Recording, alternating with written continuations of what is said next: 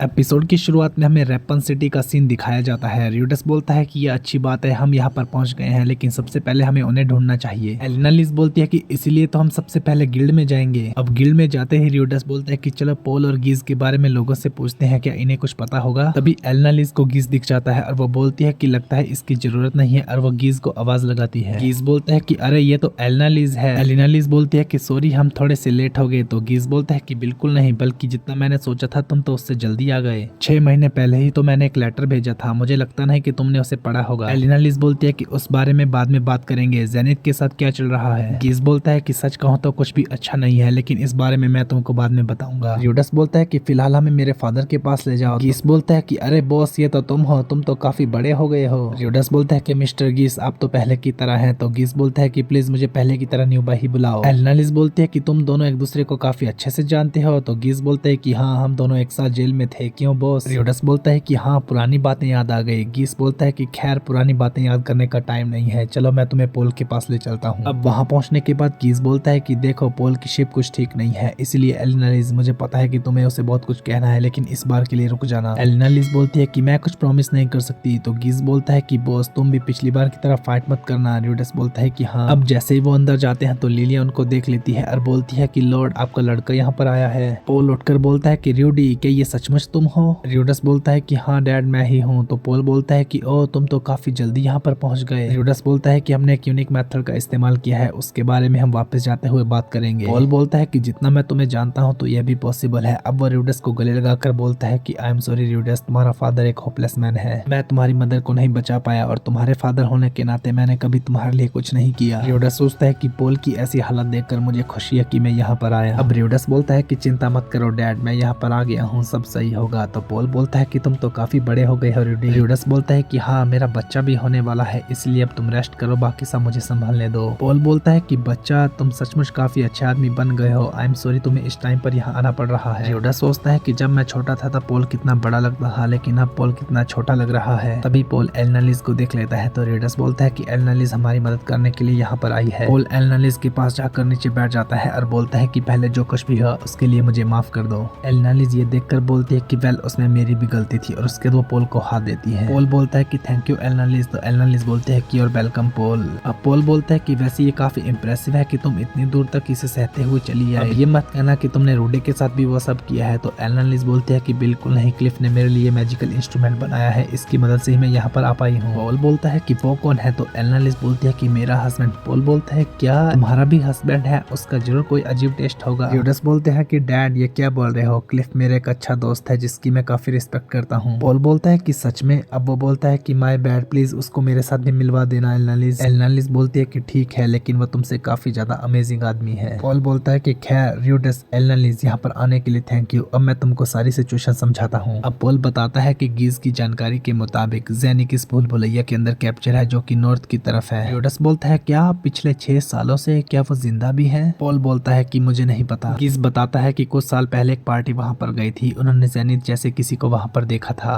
और ऐसी स्टोरी भी सुनने में आ रही है कि भूल भुलैया के अंदर किसी ने जेनिथ को देखा है। पोल बताता है कि ये भूल भुलैया काफी पुरानी और खतरनाक है, 1 साल के बाद भी हम लोग सिर्फ 4 लेवल से नीचे नहीं जा पाए हैं। तभी 2 और लोग आ जाते हैं, वो बोलते हैं कि हमारे पास गेस्ट है। ओ तो तुम हो पोल के लड़के। रियोडस बोलता है कि हेलो मैं रियोडस हूँ, आपसे मिलकर अच्छा लगा। तो आदमी बोलता है कि मेरा नाम टालहैंड है। पोल बोलता है कि सब लोग यहाँ पर आ गए हैं तो अपनी छोड़ी हुई बातें को आगे पूरा करते हैं। रियोडस बोलता है कि 1 मिनट, इन्होंने कहा कि सब लोग, मास्टर रॉक्सी कहाँ पर है। तो पोल एकदम से दुखी हो जाता है। पोल बताता है कि 1 महीना पहले रॉक्सी एक ट्रैप के अंदर फंस गई थी। रियोडस बोलता है कि क्या वो मर गई। पोल बोलता है कि पता नहीं, वो एक किंग क्लास की वाटर मैग है जो कि इस तरह की भूल भुलैया को संभाल सकती है, लेकिन रियोडस सोचता है कि प्लीज वो मत कहना, मैं ये नहीं सुनना चाहता। पोल बोलता है कि उसने टेलीपोर्टेशन सर्कल पर पांव रखा था, जिसके बाद वो गायब हो गई, लेकिन इसका मतलब ये नहीं कि वो मर चुकी है। गीस और बाकी सब बोलते हैं कि कम ऑन पोल, ये इम्पॉसिबल है, भले वो रॉक्सी क्यों ना हो, लेकिन उसके चांसेस काफी ज्यादा कम है। रियोडस एकदम से खोने लगता है कि तभी एलिना लिज रियोडस को जगा देती है। अब रियोडस बोलता है कि ये भूल भुलैया आखिर किस तरह की जगह है। पोल बोलता है कि एस रैंक की डिफिकल्टी वाली भूल भुलैया, द टेलीपोर्टर लैबिरिंथ। रियोडस बोलता है क्या,